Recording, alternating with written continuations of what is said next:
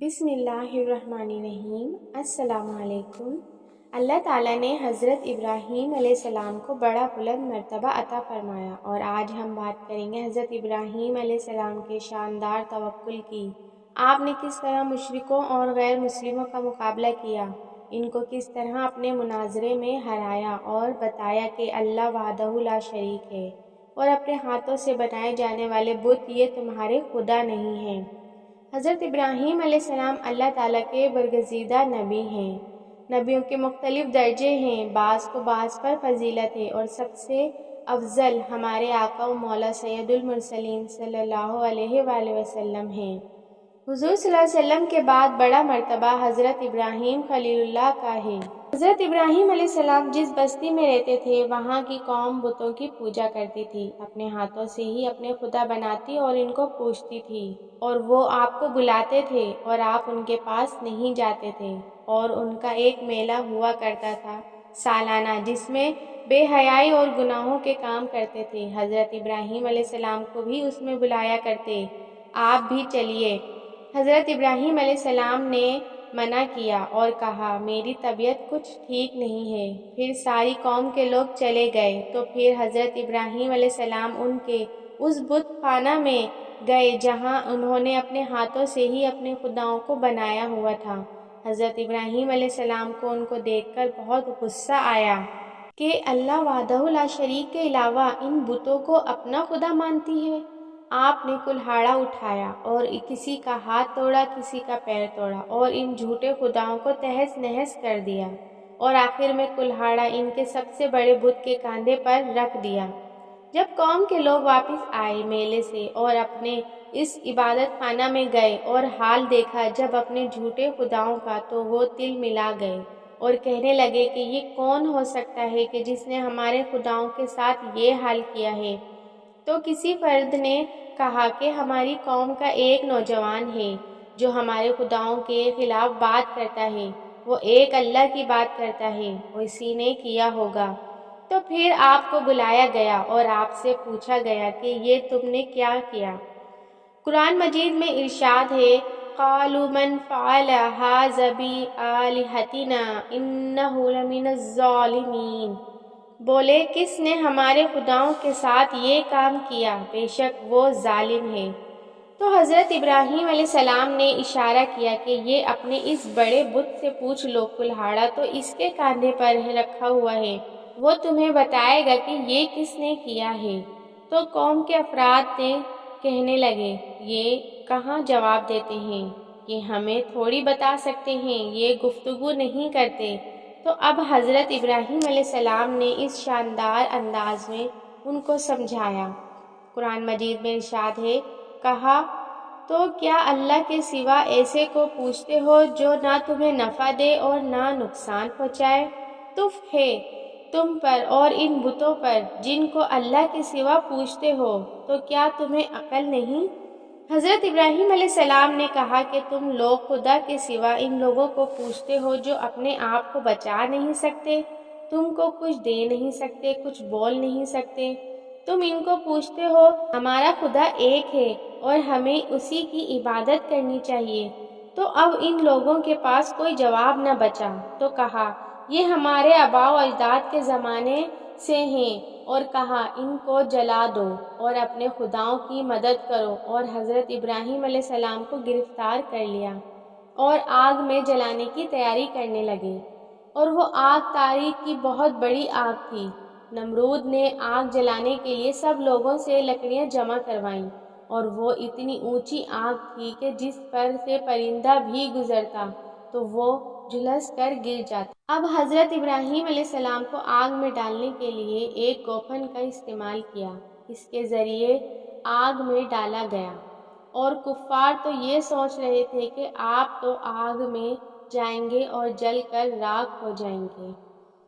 جب حضرت ابراہیم علیہ السلام کو آگ میں ڈالا جا رہا تھا، تو زمین و آسمان کی تمام مخلوقات چیخیں مار مار کر عرض کرنے لگی کہ خداوند کریم، تیرے خلیل کو آج آگ میں ڈالا جا رہا ہے، ان کے سوا ساری دنیا میں تیرا نام لینے والا اور توحید کا پرستار اور کوئی نہیں ہے۔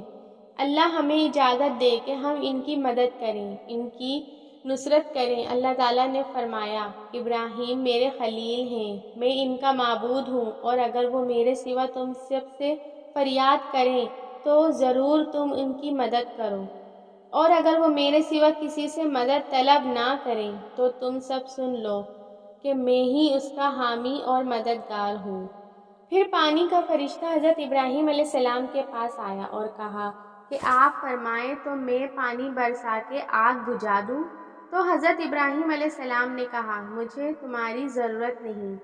اور پھر ہوا کا فرشتہ آیا اور حضرت ابراہیم علیہ السلام سے کہا کہ آپ حکم دیں تو میں ایسی زبردست آندھی چلاؤں کہ اس آگ کو بجھا دوں؟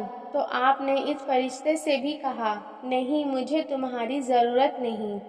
پھر حضرت جبرائیل علیہ السلام آئے اور انہوں نے کہا، حضرت کیا آپ کو کوئی حاجت ہے؟ حضرت ابراہیم علیہ السلام نے کہا، نہیں، مجھے تم سے کوئی حاجت نہیں۔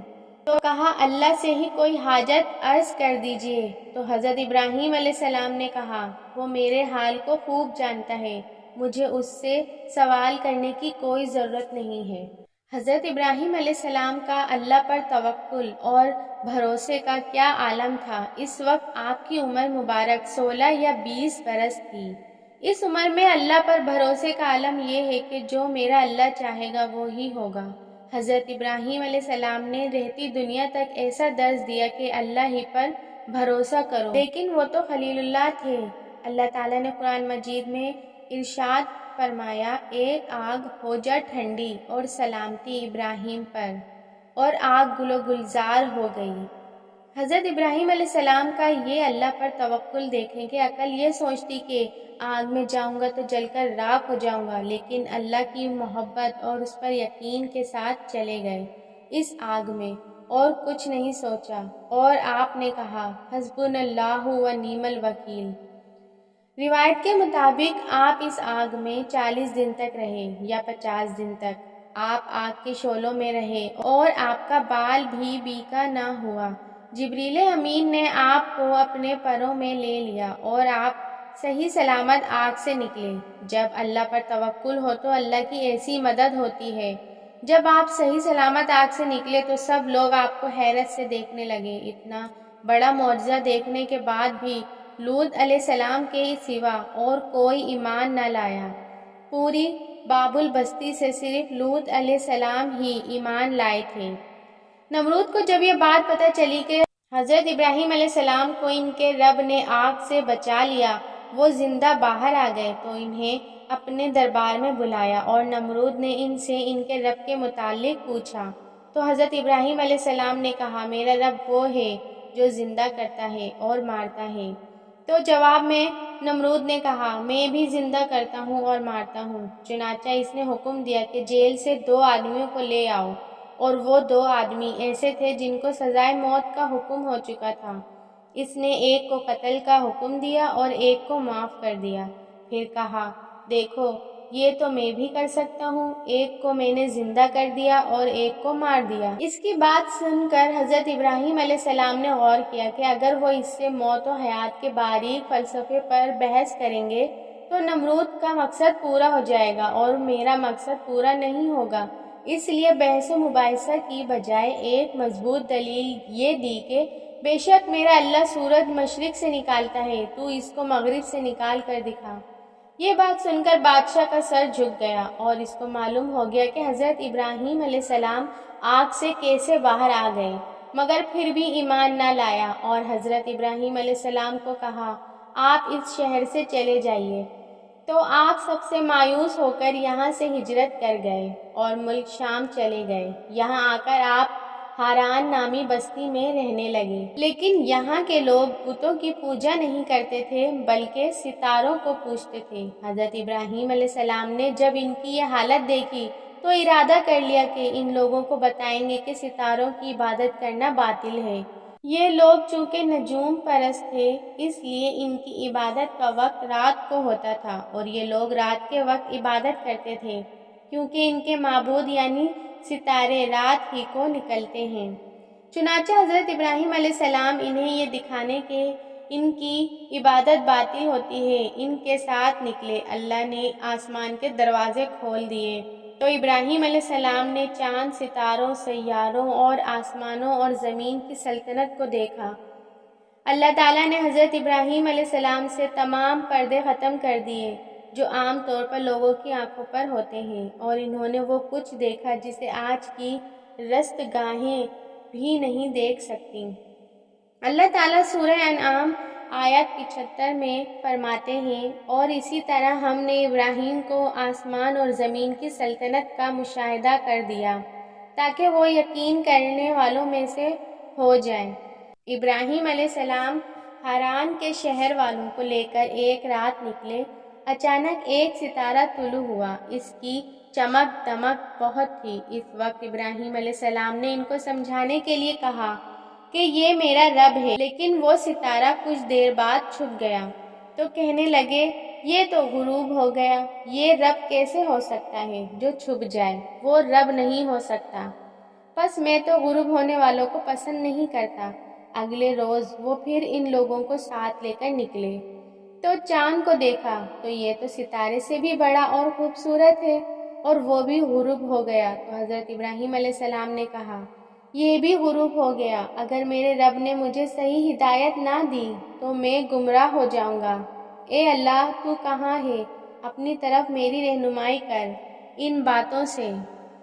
ابراہیم علیہ السلام ان لوگوں کو غور و فکر کی دعوت دے رہے تھے تاکہ وہ غور کریں آخر رب چھپ کیسے سکتا ہے۔ پھر جب دن چڑھا اور سورج طلوع ہوا تو کہا یہ تو سب سے بڑا ہے، یہ میرا رب ہے۔ تو پھر لوگوں کو مخاطب کر کے کہا تم رات کو چھوٹے چھوٹے ستاروں کی پوجا کرتے ہو، کیوں نہ اتنے بڑے ایک ہی رب کی پوجا کر لو۔ پھر جب وہ بھی غروب ہو گیا تو کہنے لگے کہ میں تمہارے شرک سے بیزار ہوں، یہ معبود کیسے ہو سکتے ہیں، ان میں تو تبدیلی آتی رہتی ہے، کبھی طلوع ہوتے ہیں اور کبھی غروب ہوتے ہیں۔ یہ اس بات کی دلیل ہے کہ یہ مخلوق ہیں اور ان کا خالق کوئی اور ہے جس کے حکم کے یہ تابع ہیں۔ جو خود مخلوق ہیں اور کسی اور کے تابع ہیں تو کسی کو نفع نقصان پہنچانے پر کس طرح قادر ہو سکتے ہیں۔ پھر اپنی قوم کو مخاطب کر کے کہنے لگے میں اپنا رخ اس کی طرف کرتا ہوں جس نے آسمانوں کو یکسو ہو کر پیدا کیا اور جو چاند ستاروں کو بنانے والا ہے، اور میں شرک کرنے والوں میں سے نہیں ہوں۔ اب بھی وہ اپنی بات پر اڑے رہے تو حضرت ابراہیم علیہ السلام نے ان سے کہا تم مجھ سے اللہ کے بارے میں جھگڑ رہے ہو، مجھے تو اللہ راہ دکھا چکا ہے اور اس نے مجھے دلیل عطا فرمائی ہے۔ میں یقیناً جانتا ہوں کہ تمہارے تمام معبود بے بس اور بے طاقت ہیں، میرے رب کی مرضی کے بغیر کچھ بھی نہیں ہو سکتا، بے شک میرا رب بڑی حکمت والا ہے۔ پھر حضرت ابراہیم علیہ السلام نے حران سے فلسطین کی طرف ہجرت فرمائی، اور آپ علیہ السلام کفر کی زمین سے سب سے پہلے ہجرت کرنے والے ہیں۔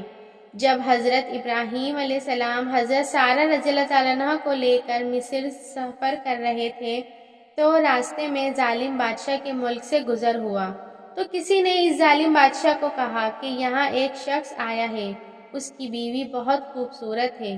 اس ظالم بادشاہ نے اپنے کارندوں کو بھیجا کہ اس عورت کو میرے پاس لے کر آؤ، اور ساتھ ہی اس سے پوچھنا کہ یہ تمہارے ساتھ جو آدمی ہے وہ کون ہے، اگر وہ اس کا خاوند ہو تو اسے قتل کر دینا۔ ادھر بادشاہ نے اپنے کارندوں کو حکم دیا، ادھر اللہ نے ابراہیم علیہ السلام کی طرف وحی بھیج دی۔ انہوں نے حضرت سارہ علیہ السلام سے کہا اگر تجھ سے میرے بارے میں پوچھیں تو بتا دینا تم میری بہن ہو۔ پھر سارہ رضی اللہ تعالیٰ عنہ سے کہا اے سارہ، اس وقت روئے زمین پر میرے اور تیرے سوا اور کوئی مومن نہیں ہے، یعنی یہ کافروں کی سرزمین ہے، یہاں کوئی مومن نہیں، اس لحاظ سے تم میری دینی بہن ہو۔ پھر بادشاہ نے ابراہیم علیہ السلام کو پیش کرنے کا حکم دیا۔ اس نے آپ سے پوچھا یہ عورت کون ہے؟ فرمایا یہ میری بہن ہے۔ اس طرح حضرت ابراہیم علیہ السلام کی زندگی میں 3 مواقع ایسے آئے کہ انہوں نے اللہ کے دین کی حمایت اور مدافعت کے لیے توریہ کیا۔ توریہ کا مطلب یہ ہے کہ واقع کچھ اور ہو لیکن کوئی شخص کسی خاص مصلحت کی وجہ سے 2 معنی والے الفاظ کے ساتھ اس طرح بیان کرے کہ سننے والا اس واقعے کو نہ سمجھ سکے۔ بلکہ اس کا ذہن خلاف واقعہ چیز کی طرف منتقل ہو جائے۔ شریعت نے بعض مخصوص حالات میں اس کی اجازت دی ہے۔ وہ 3 مواقع یہ ہیں جہاں حضرت ابراہیم علیہ السلام نے توریہ فرمایا۔ ان کی وضاحت کچھ اس طرح ہے کہ ایک یہ کہ آپ نے میلے میں نہ جانے کی غرض سے ان لوگوں سے کہا تھا کہ میں بیمار ہوں۔ دوسرے موقع پر یہ فرمایا تھا کہ یہ کام تمہارے بڑے بت کا ہے۔ تیسرے، سارہ علیہ السلام کو دینی بہن قرار دیا۔ اس ظالم بادشاہ نے سارہ علیہ السلام کو اپنی تحویل میں لے لیا تو حضرت سارہ علیہ السلام نے اللہ سے دعا کی، اے اللہ، میں تجھ پر ایمان لے آئی ہوں، مجھ پر اس کافر کو مسلط نہ کیجیے گا اور مجھے اپنی پناہ میں لے لے۔